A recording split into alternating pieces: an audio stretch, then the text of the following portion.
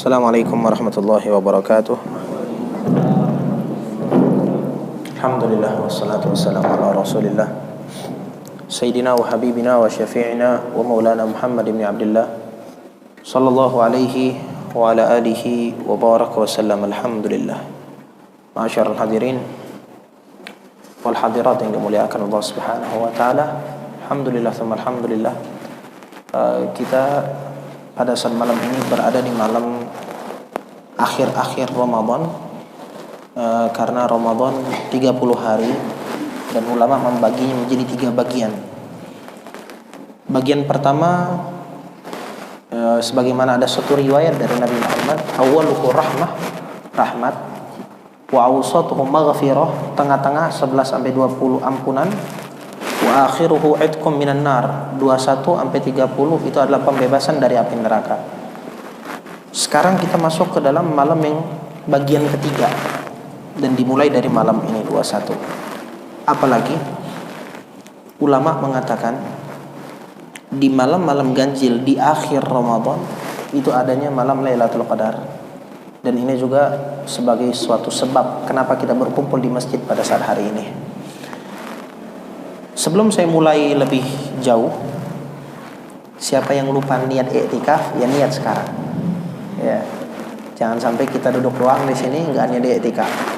Ya, sayang kan ada 3 jam, 4 jam. Ya, kalau baca Quran, alhamdulillah kalau dapat baca Qurannya berarti. Ya, apalagi kalau bisa dapat double, baca Qurannya dapat, i'tikafnya dapat. Yang sayang itu ya di masjid ya niat i'tikaf kagak, baca Al-Quran juga kagak, nggak dapat apa-apa. Niatnya nawaitul i'tikaf fi hadzal masjid ma dumtu fihi lillahi ta'ala. Jadi ini malam yang agung, malam-malam ganjil. Ada perbedaan atau khilaf antar ulama ketika menjelaskan tentang tanggal terjadinya Lailatul Qadar. Ada yang mengatakan tanggal terjadinya itu tanggal 21, ada yang mengatakan 23, ada yang mengatakan 25, ada yang mengatakan 27, ada yang 29. Rata-rata malam ganjil. Maka dari itu masjid-masjid lebih memfasilitasi jamaahnya untuk beribadah di malam-malam ganjil. Namun kita selaku jamaah jangan sampai ibadahnya cuma di malam ganjil doang, sehingga besok kita nggak ibadah, atau malam ini doang karena kebetulan dapat bagian RT-nya kita nih atau RW-nya kita, ntar lusa nggak kelihatan lagi di masjid kan? Karena kita butuh banget dengan yang namanya malam Lailatul Qadar. Kenapa butuh? Bapak-bapak, ibu-ibu yang dirahmati oleh Allah, kita kalau mau banding-banding main hitung-hitungan umur kita ini kalah sama umur sebelumnya. Para nabi terdahulu dan umatnya umurnya itu panjang-panjang. Ada yang umurnya sampai 100, 200, 300. Bayangin aja Nabi Nuh itu dakwahnya, ini baru dakwahnya. Allah katakan dalam Al-Quran, walaqad arsalna Nuhan ila qaumihi falabitha fihim alfa sanatin illa 50 'ama. Dia dakwah di kaumnya itu selama 1000 kurang 50 tahun. Ya berapa? 950 tahun. Itu dakwahnya aja. Bagaimana dengan umurnya? Lebih panjang lagi. Kalau kita bandingin dari segi amal, kita bakal dapat kalah. Ya, kita bakal benar-benar kalah banget. Lah mereka umurnya panjang, ibadah mereka pun hebat-hebat. Lah kita bagaimana? Ada yang umur cuma 30 tahun, 40, 50, 60, lebih dari 60 itu udah bonus banget. Rahmat Allah kepada umat Nabi Muhammad, Allah jadikan ada di dalam 1 tahun itu di bulan Ramadan yang dinamakan malam Lailatul Qadar. Jadi walaupun umur kita 50 tahun, 30 tahun, umur kita 60 tahun, tapi kita bisa menandingi pahala ibadah umat-umat terdahulu. Kita kan berharap dapat surga, kita berharap dapat keridhaan Allah, dan kita pengennya itu min ghairi sabiqati adab wala itab wala fitnah wala hisab. Kita pengen masuk surga itu cepat, kagak ada azab dulu. Ya kita nggak pengen lah pas mau masuk surga diazab dulu, dimasukin ke neraka dulu, dicuci dulu. Kita nggak mau itu. Kita pengen masuk surga aja.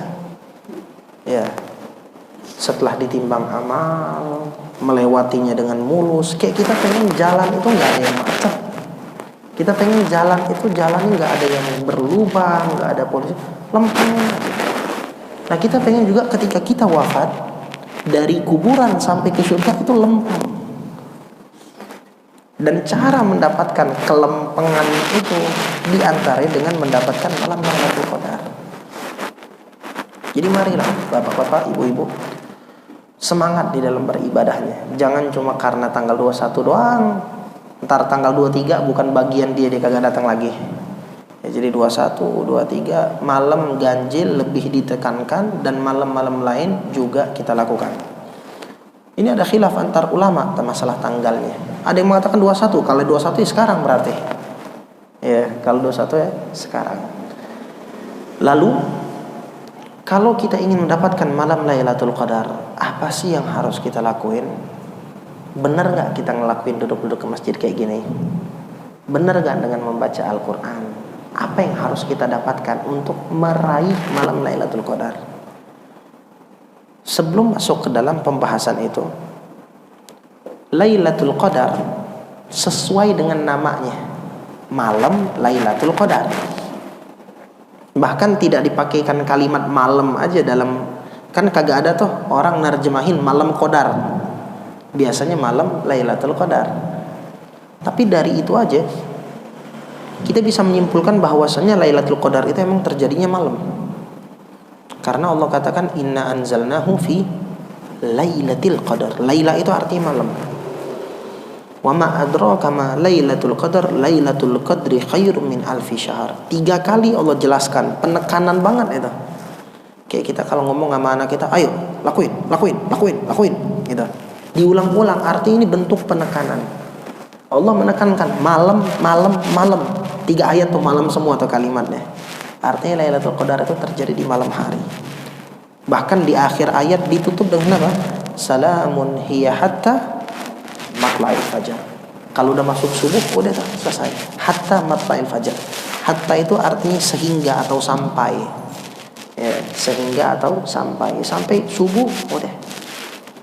Nah, kalau emang misalnya Lailatul Qadar terjadi di malam hari ini, ya mudah-mudahan kita mendapatkannya. Jadi ulama mengatakan di bulan Ramadan yang paling afdol itu malamnya daripada siangnya. Malam lebih afdol daripada siangnya. Maka dari itu orang yang memiliki waktu kosong, jangan sia-siakan malam Ramadan. Kayak kita ini, baca Quran, zikir, i'tikaf. Karena yang datang ini malaikat, Pak. Yang datang malaikat. Ketika malaikat datang bukan 1, 2, 3 malaikat. Banyak banget malaikatnya. Allah katakan tanazzalul malaikatu warruhu fiha bi'idni rabbihim min kulli amr. Itu malaikat, bahkan Jibril ikut turun. Jibril itu pimpinannya para malaikat. Kayak kalau kita itu pimpinan para nabi itu Nabi Muhammad, malaikat pimpinannya itu ada Jibril. Jibril ikut turun. Bukan 1, 2 malaikat, semua malaikat turun. Apa yang dibawa sama mereka? Mereka membawa oleh-oleh dari langit. Oleh-olehnya berupa keberkahan. Dalilnya apa? Di surah Ad-Dukhan, inna anzalnahu fi lailatin mubarakah. Ini malam-malam penuh berkah. Mereka bawa berkah. Yang kedua, mereka bawa rahmat, karena malaikat itu rata-rata merahmat. Yang ketiga, mereka mendapatkan keselamatan. Allah katakan salamun hiya hatta matla'il fajar. Keselamatan akan mereka bawa. 3 hal. Mereka bawa oleh-oleh tuh, mau dibagi-bagiin. Mereka akan memberikan oleh-oleh tersebut kepada orang yang open house. Ya, besek dibawa orang yang kagak open house, yang mau dikasih kemana? Beseknya dibawa rahmat, keselamatan, berkah. Cuma orang yang gak open house. Lalu apa yang dimaksudkan open house di sini? Apakah pintu kita buka kayak gitu? Apakah pintu rumah, jendelanya, terus karpetnya kita gelar, terus kita siapin makanan, itu dikatakan open house? Tidak. Open house dengan malaikat, ya, bukan dengan makanan. Mereka nggak makan, mereka nggak minum. Open house-nya itu bukan dengan pintu dibuka, bukan dengan jendela dibuka. Karena hakikatnya mereka mau jendela dibuka, pintu dibuka, mau jendela ditutup, pintu ditutup, bahkan tanah sekecil aja, tanah kuburan yang udara aja kagak bisa masuk, tuh malaikat masuk. Malaikat masuk. Di rumah, kita di rumah, oh dikunci semuanya, udara nggak bisa masuk. Apa kata Allah? Ainama takunu yudrikkumul maut walau kuntum fi burujin musyayyadah. Dimanapun kalian berada, kematian akan mendatangi kalian. Siapa yang ngebawa kematian? Malaikat Israfil. Walaupun kalian berada di bangunan yang kokoh sekalipun, malaikat bakal datang. Lalu apa yang harus kita lakukan ketika malaikat datang di malam Lailatul Qadar membawa oleh-oleh dari Allah? Yang kita harus lakukan open book, bukan open house. Ya, karena mereka nggak bakal masuk ke rumah kita ngeliatin rumah, enggak. Ya, tapi mereka akan ngelihat orang-orang dari segi bukan pintu rumahnya, tapi dari segi bagaimana mereka membuka Al-Quran. Bukankah Allah katakan dalam Al-Quran, Inna anzalnahu. Hu-nya itu apa? Al-Quran. Artinya Pak, Bu, Inna itu sesungguhnya kami. Anzal, turunkan. Siapa yang menurunkan? Nah, kami. Apa yang kami turunkan? Hu, Al-Quran.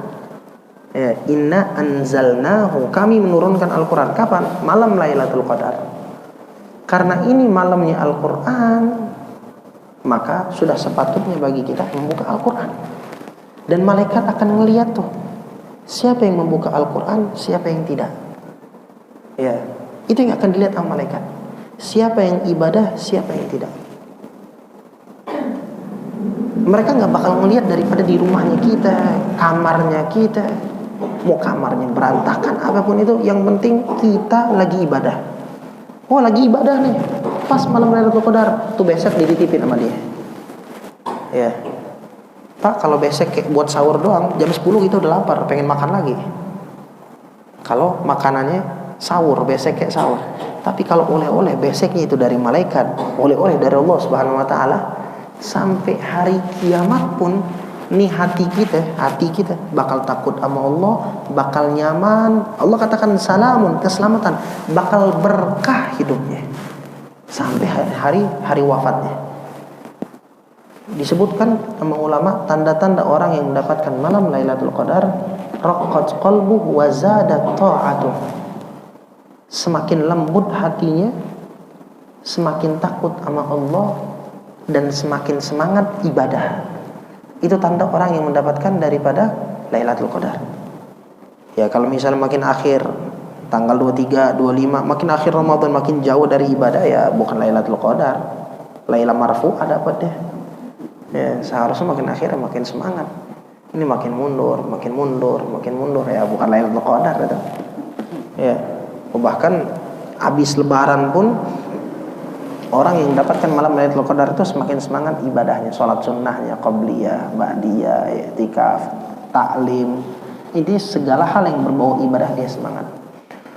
Masyarul hadirin wal hadirat, bapak-bapak, ibu-ibu yang dirahmati Allah Subhanahu Wa Taala. Malam, hari, pagi, siang, sore, sebenarnya itu semua biasa aja. Mau malam biasa, sore biasa, apalagi siang biasa. Tapi ketika dikaitkan, didempetkan, dibarengkan dengan sesuatu yang mulia, maka dia bakal jadi mulia. Bahkan manusia sekalipun, manusia sebenarnya biasa. Ya, manusia di mata Allah semuanya sama.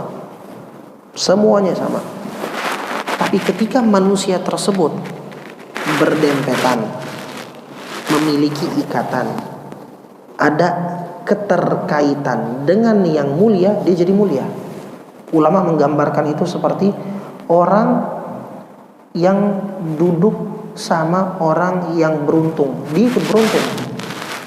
Ya, gambaran mudah kalau orang bisnis itu kayak naruh saham. Dia naruh saham di tempat yang tepat. Ya, yang beruntung orang atasannya, dia juga kebagian persenannya. Karena nimbrungnya kepada orang yang beruntung. Tapi kalau dia nimbrungnya kepada orang yang nggak beruntung, nggak bakal beruntung. Begitupun masalah tanggal, hari, bulan dalam satu tahun itu semuanya biasa. Tapi ketika ada peristiwa, ada kejadian yang mulia, itu hari jadi mulia. Ya, itu hari jadi mulia. Asyura, Arafah, terus apalagi Tasu'a, hari lebaran Zulhijjah, hari lebaran Syawal, bulan Ramadan, bulan Rabiul Awal, bulan Rajab. Kenapa hal ini semuanya ada malam-malam yang mulia? Karena di situ ada kejadian yang mulia. Dan dari setiap kejadian tersebut yang paling mengungguli dari malam-malam itu adalah malam Lailatul Qadar. Ya. Lailatul Qadar malam yang paling mengungguli dari semuanya. Walaupun ada ulama yang mengatakan malam yang bisa mengungguli malam Lailatul Qadar adalah malam kelahiran Nabi Muhammad. Ada ulama yang mengatakan seperti itu. Tapi ada ulama juga yang mengatakan Lailatul Qadar alal itlaq paling mulia. Ya. Ada apa peristiwa? Kan tadi saya katakan suatu hal jadi mulia itu ketika ada peristiwa. Peristiwa apa yang melatar belakangi sampai malam ini? Bukan di sini doang, Pak. Bu, bukan di sini doang. Qiyamul Lail, kajian, hampir di setiap tempat, di setiap masjid. Ya. Malam ganjil hampir di setiap tempat, baik di Petukangan, di Kreo, di Ciledug. Bahkan mungkin abis ini pun saya nggak ngikut sholat di sini karena di pesantren, di pondok ada kajian juga, juga ada ada sholat juga, ada ibadah juga. Jadi memang malam ini jadi mulia karena ada suatu hal. Apa suatu hal tersebut? Jelas Allah katakan dalam Al-Quran, Inna anzalnahu, Al-Quran yang kami turunkan. Artinya ini malam, Pak, Bu, bisa jadi mulia karena Al-Quran. Al-Quran turun di malam ini jadi mulia. Seandainya ini malam Al-Quran kagak turun, mungkin bisa jadi ini malam biasa aja. Ya, mungkin ini malam biasa aja. Tapi karena Al-Quran turun jadi mulia. Jangankan malam ya. Saya nggak bawa lagi tisu. Oke, nggak apa-apa. Ini saya cuma ngasih perumpamaan aja. Tadi soalnya bawa tisu tinggal. Tisu, Pak, Bu. Ya. Atau kalau nggak apa-apa deh. Biar ada gambaran. Minta satu aja. Selembar aja biar ada gambaran, biar mudah gitu kita mencernanya. Soalnya kan ini kan bawaan-bawaan ngantuk. Jadi kalau dicerna gini lebih enak. Ini, Pak, Bu, tisu. Tisu ini sebenarnya biasa aja, benar nggak? Buat apa sih tisu? Ini misal debuan, buat gitu. Wah, pilek, batuk, tutup pakai tisu. Waduh, panas banget, keringetan, tisu. Suatu hal yang biasa. Udah selesai, buang. Ini tisu. Terbuat dari yang sama seperti kertas. Kertas tisu itu bahannya sama. Ya, beda dikit lah gitu. Hal yang sama. Kertas biasanya orang buat apa? Terkadang buat nulis. Ya. Terkadang buat koran, buat majalah, tapi itu kan hal yang biasa. Kadang kita ketemui kertas yang berharga sekalipun jadi bungkus gorengan di Indonesia. Kertas apa lagi? Duit seharganya, walaupun duit itu berharga mungkin, kalau robek bernilai nggak? Ya bernilai lagi. Itu ada kejadian orang duitnya udah siap buat haji atau umroh, nggak dimakan rakyat, nggak berharga lagi. Hanya beberapa hal yang ada, beberapa duit doang yang masih bisa dikembalikan oleh Bank Indonesia. Selebihnya nggak bisa. Karena apa? Udah nggak bisa dirapiin lagi, hancur lebur, rusak. Itu kertas. Ya, bahkan kalau anak-anak kertas itu dijadiin buat pesawatan, buat kapal, buat main-mainan. Tapi kita lihat bahan yang sama, kertas yang sama, tuh di rak kita tuh, bahannya sama, bahannya hampir mirip dengan tisu, bahannya hampir mirip buat plastik gorengan, kertas gorengan, bungkus gorengan, bahannya hampir mirip buat nasi uduknya kita, ya. Tapi kita lihat, tuh kertas-kertas kayak gitu, nggak boleh kita taruh bawah, nggak boleh. Tuh kertas-kertas yang itu nggak boleh kita bawa kayak gini, nggak boleh. Tuh kertas-kertas yang kayak gitu, ya, nggak boleh sejajar sama kaki kita. Bahkan kertas seperti itu nyentuhnya aja harus pakai wudhu. Kertas seperti itu pun ditaruh di tempat yang mulia, rak, rapi, dibersihin, disusun. Tahu gara-gara apa? Karena kertas yang seperti ini tapi tertuliskan Al-Quran, tertuliskan firman-firman Allah. Bahkan Pak, tisu Pak, ini tisu. Kalau saya tuliskan Al-Fatihah aja di tisu ini yang biasanya buat ingus, ini tisu jadi mulia, nggak boleh dilempar lagi, nggak boleh dilempar lagi. Kalaupun misalnya kita mau buang, dibakar, ya harus dibakar untuk memuliakan. Jadi dimusnahkan banget, jangan sampai jatuh kemana-mana. Apa ini? Tisu. Bahkan malam ini pun sama kisahnya, dia menjadi mulia karena Al-Quran. Maka kita kalau pengen mendapatkan malam Lailatul Qadar, kemuliaan Lailatul Qadar, tuh Al-Quran dibaca. Perbanyak baca Al-Quran di malam ini. Kalau perlu sampai subuh, stop sahur, habis sahur nyambung lagi. Ya, banyakin. Ya nggak lama Pak. Kita hidup setahun, masa ya cuma 12 jam buat Quran kagak mau. Terus selama ini hidup kita buat apa aja? Ya, wah saya pengen baju lebaran, besok masih ada waktunya. Kan kita pengen itikaf malam doang. Ya, malam doang, besok masih ada. Wah saya pengen besok masih ada. Tapi malam-malam ganjil khususkan untuk membaca Al-Quran.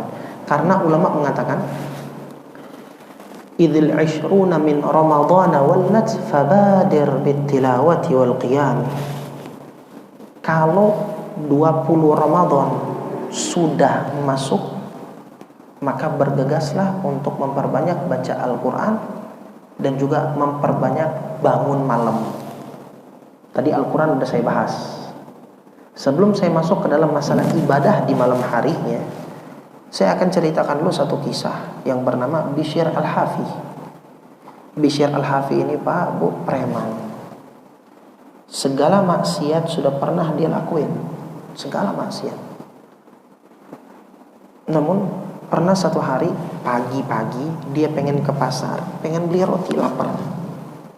Dia bawa duit, tapi di tengah jalan dia ngeliat ada kayak kertas kayak gini diinjek-injek orang.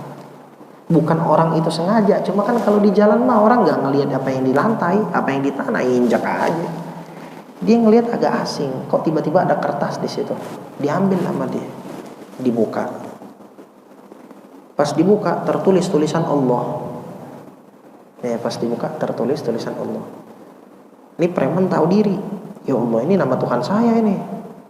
Ya, karena Pak, orang kalau Islam sejauh apapun dia lari dari Allah, di hatinya pasti masih ada Allah. Maka dari itu ulama kita ngomong apa? Jangan pernah suzon sama orang, jangan pernah ngeremehin orang. Gue nih semalam sholat di masjid, lu mah tidur ngorok. Jangan. Kita nggak tahu tuh orang ibadahnya gimana. Kita nggak tahu, mungkin dia malam ini ngorok tidur, tapi tadi pagi ngehatamin Quran sekali. Nggak ada yang tahu. Jadi jangan pernah ngeremehin orang. Karena orang kalau udah masuk Islam, udah ngucapin la ilaha illallah, sejauh apapun dia lari, ya talinya masih di tangan Allah. Suatu saat kalau Allah pengen tarik, ditarik. Ya, suatu saat kalau Allah pengen tarik, ditarik. Dan Allah nggak demen dengan orang yang sombong. Orang kalau udah sombong, gede.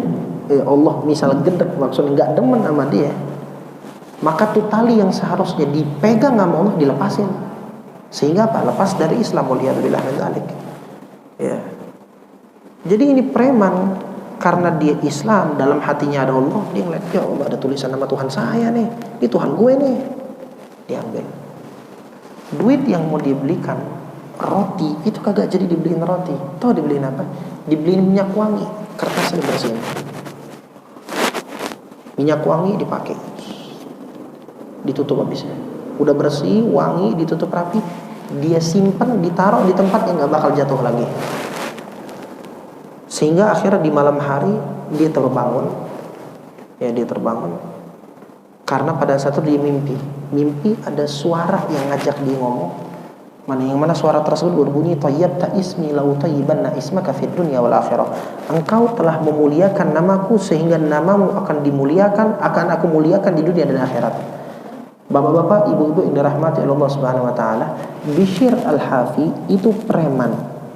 Tapi setelah dia mendapatkan kabar ini dan setelah dia memuliakan tulisan Allah, setelah itu dia jadi ulama besar yang namanya sampai sekarang kalau kita membahas ilmu akhlak, ilmu tasawuf, namanya pasti disebut. Dulunya preman. Ya, dulunya preman. Gara-gara apa? Muliakan nama Allah. Tuh di Al-Quran berapa banyak nama Allah? Ya, satu halaman aja berapa banyak tulisan Allah. Apalagi rata-rata setiap ayat ditutup dengan wallahu khabirum bima ta'malun innallaha ala kulli syai'in qadir wa kana Allahu bikulli syai'in alima wa kana Allahu bikulli syai'in muhita. Rata-rata ditutup dengan Allah, Allah, Allah, Allah. Hampir semua ayat. Ya, hampir semua ayat ditutup dengan Allah. Dan hampir setiap ayat ada kalimat Allahnya di situ. Baik berupa kalimat langsung Allah atau domir huwa. Bagaimana kalau orang memuliakan Al-Quran? Otomatis dia akan dimuliakan oleh Allah Subhanahu wa ta'ala. Jadi di malam ini Al-Quran jangan ditinggalin. Ya, Al-Quran jangan ditinggalin. Yang kedua, bangun malam. Bangun malam ini dengan apa? Apakah cuma dengan duduk-duduk, yang penting bangun, ngeronda? Enggak seperti itu. Kalau cuma bangun doang dan ngeronda terus kita kagak ada ibadahnya, bukan open house namanya. Kan tadi udah saya sampaikan kita harus open house. Harus open house. Open house-nya itu berbentuk apa? Al-Quran dan ibadah. Itu yang akan dilihat oleh malaikat.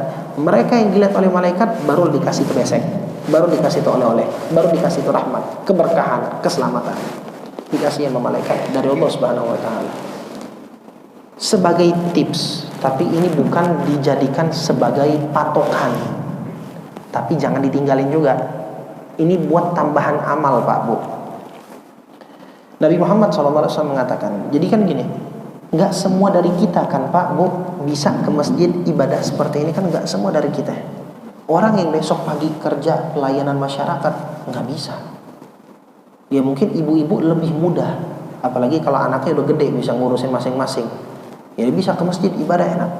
Tapi bapak-bapak nyari duit dan kerja susah. Apalagi ibu-ibu yang misalnya dia juga kerja pelayanan masyarakat atau anaknya masih kecil yang harus diurusin, dia nggak bisa untuk bangun seperti ini. Bahkan mungkin dia pikir dia bakal stres ketika dia besok pagi ngantuk, tiba-tiba anaknya bangun. Gue pengen tidur, anak bangun, wah itu stres banget. Maka Nabi ngasih tips, ngasih opsi buat orang-orang seperti ini. Maka kabarkan kepada orang-orang di rumah kita yang gak bisa untuk datang ke masjid seperti ini. Ya, mereka walaupun di rumah tapi bisa mendapatkan pahala seperti kita. Cuma pahala kita otomatis lebih gede karena kita melakukannya berupa amal dan ada hitungan perputaran waktu, menit ke menit, jam per jam, itu ada hitungannya. Iktikafnya kita, datangnya kita ke masjid, baca Al-Qurannya kita dapat. Tapi itu kan dalam kurung semuanya itu bangun malam. Ada orang juga yang dia tidak bangun malam tapi dapat pahala bangun malam. Apa itu? Kata Nabi Muhammad SAW, man shallas isya fil jamaah faka'annama qama al-lail nisfah, wa man shallas subuh fi jamaah faka'annama qama al-lail kullah. Orang yang sholat subuh, sholat isya secara berjamaah berarti dia telah menghidupkan malam setengahnya. Kalau malam itu 12 jam, maka berarti dia menghidupkan 6 jam dari malam tersebut. Kalau dia sempurnakan dengan sholat isya dan sholat subuhnya, dua-duanya dilakukan, berarti dia telah menghidupkan malam full. Kalau malam 12 jam, berarti 12 jam dihitung ibadah oleh Allah Subhanahu wa taala, walaupun dia tidur. Ya, tapi ya kalau pengen lebih cepat dapat Lailatul Qadar, bukan cuma subuh sama isyanya doang, tapi tetap dengan iktikaf kayak gini. Cuma orang yang nggak bisa, sehingga ulama ngasih tahu tingkatan yang paling tinggi orang ingin mendapatkan malam Lailatul Qadar, iktikaf. Ya, iktikaf di masjid, baca Al-Quran, ibadah, sholat, itu paling tinggi. Yang nggak bisa ke masjid, dikasih opsi yang lain sama Nabi, yaitu subuh dan isyanya jangan tinggal berjamaah. Ya, sehingga kita bisa mendapatkan malam-malam yang berkah seperti ini.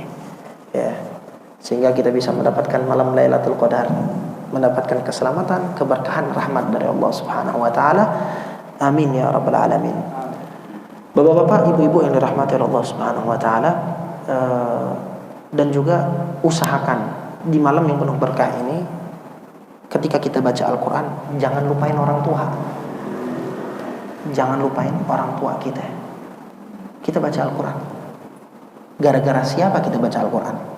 Oh, orang tua saya nggak ngajarin Quran. Iya, lu bisa hidup gara-gara siapa? Lahir dari siapa? Orang tua. Kita nggak bakal bisa ngebalas jasa orang tua. Paling nggak ketika kita menghadirkan orang tua kita, mereka udah sepuh di rumah nggak bisa kesini, kita hadirkan mereka, atau mereka udah wafat, kita hadirkan mereka dengan niat kita ketika baca Al-Quran, ketika iktikaf. Kita berharap seandainya mereka udah wafat, mereka mendapatkan ampunan Allah. Seandainya mereka masih ada, insya Allah mereka mendapatkan pahala Lailatul Qadar walaupun mereka di rumah. Jangan lupakan orang tua, karena keberkahan kita ada di orang tua. Ini kan ini malam yang kita cari Lailatul Qadar. Yang kita cari keridhaan Allah. Apa kata Allah? Ridullah fi ridal walidain. Keridhaan Allah berada di keridhaan orang tua. Bahkan ada hadis yang lain kata Nabi Muhammad dalam hadis qudsi, "Man asbaha murdiyan li wa muskhitan li walidayhi fa ana anhu sakhit." Kalau ada orang dia ini membuat aku ridho kayak ini nih, oh ibadah, sholat, bagus banget, iktikaf, baca Al-Quran, tapi nggak taunya balik-balik ngebuat orang tuanya murka sama dia, atau orang tuanya yang meninggal murka banget sama dia sebelum wafatnya. Maka kata Allah, aku nggak jadi ridho sama dia. Yang seharusnya Lailatul Qadar mau datang ke kita, ketunda, dipending, kagak jadi. Tuh masih ngebuat kurang ajar sama orang tua. Tapi kebalikan kata Allah, wa man asbaha muskhitan li. Kalau ada orang yang hidupnya maksiat aja, tapi orang tuanya ridho, aku akan ridho kepada dia. Makanya saya katakan tadi, jangan sampai di malam-malam seperti ini kita tidak menghadirkan orang tua kita.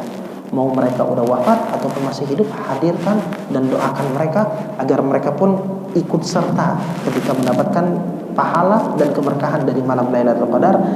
Mungkin sampai sini aja yang bisa saya sampaikan. Kalau ada kalimat yang salah mohon dimaafkan. Dan juga mungkin saya nggak ikut berjamaah di sini karena di pesantren juga kita ada ada sholat, dan sholatnya juga pakai Al-Quran, jadi dimulai dari jam 2 ya, semalam itu 1:30. Jadi mungkin saya akan berangkat setelah ini. Mohon maaf kalau ada yang salah. Hadanillahu wa iyyakum ajmain. Allahumma alhiqna bi Lailatul Qadar insyaallah. Wassalamualaikum warahmatullahi wabarakatuh. Terima kasih sudah berkunjung di channel ini. Jangan lupa untuk like, komen, dan subscribe agar tidak ketinggalan pada video-video menarik lainnya.